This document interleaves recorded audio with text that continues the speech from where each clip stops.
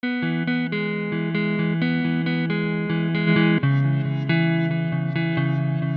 at Morelands College, we often get books donated to the college, which includes some really ancient historic volumes, which personally I love to browse through. But we found a real gem the other day. Just take a look at this.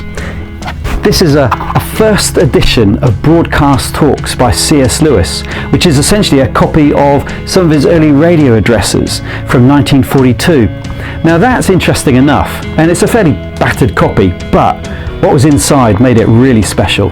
Here inside is a signed letter from C.S. Lewis. This book was sent as a gift to a friend in London, and his brother Warnie would have typed the letter, and it's just a little note of gratitude to him.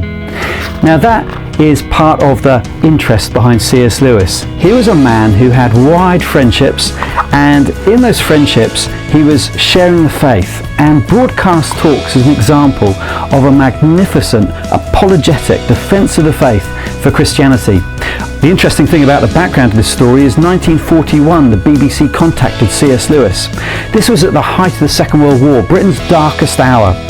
Britain had already evacuated Europe, France had fallen, America hadn't yet entered the war, and here was the BBC asking what should they do to encourage the nation during these dark times. Well, what the BBC did was to turn to a Christian Oxford University English professor, C.S. Lewis, and ask him to deliver these radio addresses. So in 1942 he began to deliver on Wednesday evenings at 7:45 what would go on to become 25 radio addresses on the Christian faith. These were published, they were very successful as Broadcast Talks, and eventually assembled together into a book called Mere Christianity. Mere Christianity would be ranked as number 3 in the most influential Christian classics by Christianity magazine. Since 2001 it sold 3.5 million copies, so the interesting thing is these ancient radio addresses are actually gaining in popularity as the years go by. Mere Christianity is a masterpiece of defending the Christian faith. C.S. Lewis displays his logical ability, his sharp mind, his excellent use of English language to capture the imagination.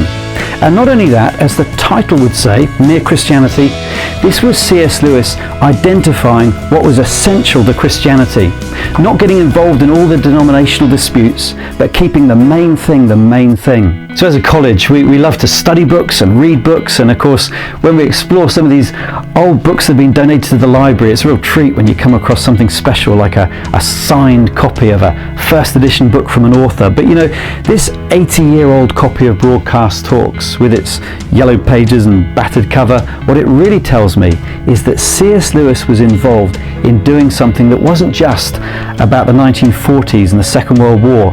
It spoke in a way that would survive the test of time. Because you know, the gospel and what we seek to communicate, it is eternal. It's relevant, not just for the Second World War, not just for today, but it's relevant for all times.